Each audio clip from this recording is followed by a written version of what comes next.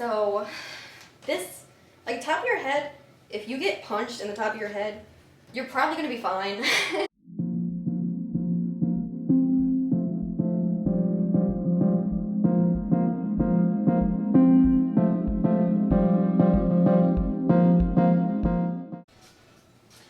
Hi, my name is Angel, and today we are going to learn the basics, the 4 basic punches you can use in your cardio boxing workouts. So first off, before we get into that, first thing is the breathing.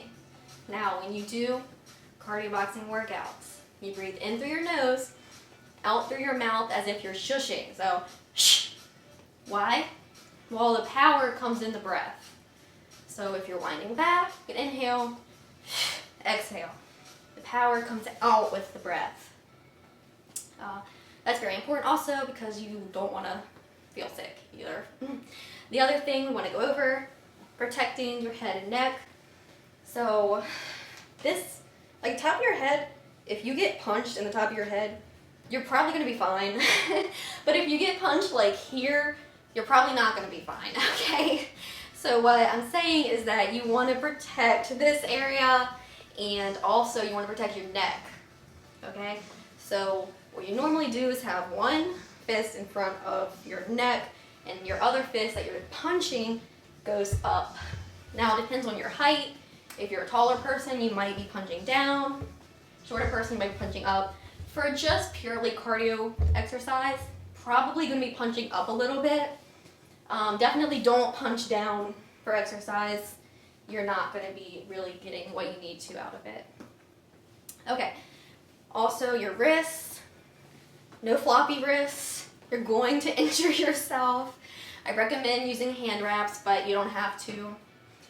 Your wrists are going to be strong. That doesn't mean that you need to flex your arms. A lot of people think if I flex while I punch, my punch is going to hit harder. That's not true. That just isn't a thing. If you flex while you punch, what's actually going to happen is you're going to tense up and your punch is not going to land as well. So don't flex while you punch. Not helpful, only hurtful. But do keep your wrists as strong as possible. If they start bending a lot, your wrist can easily break. So avoid that as much as you can. Okay. The number 1 punch is called the jab. This is just a straightforward punch. So,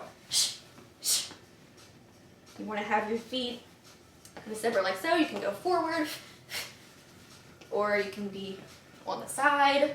One good thing to do is up and down. So,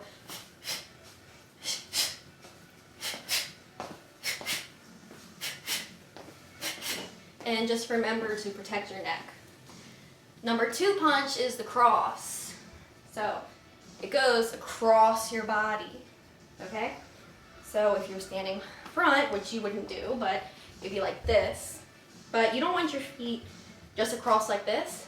You want to have some lateral movement. So you're going to have one foot up front, your punching hand,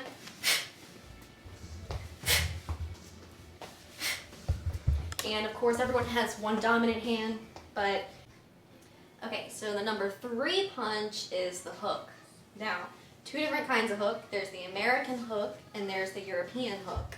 The American hook, your fist is like this. So, across the body like this. The European hook, the only difference is your fist is like this, across the body. Now, in an actual street fighting scenario, you want to be punching here. Be punching all the way up here, maybe higher depending on your opponent. So, however, for workout purposes, it's fine to punch here. You're not working out any less. And in general, I usually punch here for hooks. You also can do it low. So just to like gain your speed, you could do that also. The 4th punch is the number 4 is going to be the uppercut. Now the uppercut, for cardio purposes, goes across your body like that. So again, in a fight, a lot of times you just would go more straight up, more diagonal, or vertical. But for cardio purposes, you actually want to start pretty low and go all the way up. That's how you're going to get the most out of your workout. Okay, and just to go back to the hook for a second, big problem with the hook is that a lot of people do this crazy wind up where they start like all the way back here and they're like, hey yeah, and they think like they're adding all this extra strength by like starting back here and doing like this big baseball wind up and then throwing the hook. Not actually helping as much as you think. It's good to have some momentum, but if you start and do this big wind up, what's actually going to happen is you're going to use a lot of time, which in a fight, you don't want to waste a bunch of time. And secondly, you're actually going to hurt yourself in this crazy wind up. So for the hook, you can just go for it. You don't have to do a huge wind up. Okay, now we know the 1, 2, 3, 4 punches, which are the 4 main punches. No more doing the haymaker. Now you know the basics. To practice, you could do 1, 2, 3, 4 in a row. So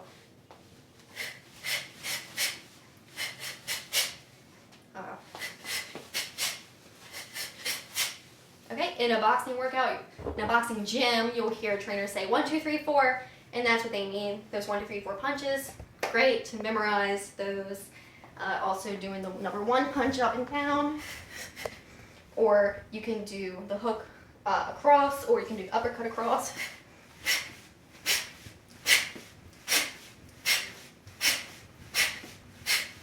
Don't stay in one place for too long unless you're trying to build speed and strength that way. But yeah, you just jump around and do it that way. And that is the 4 basic cardio boxing punches.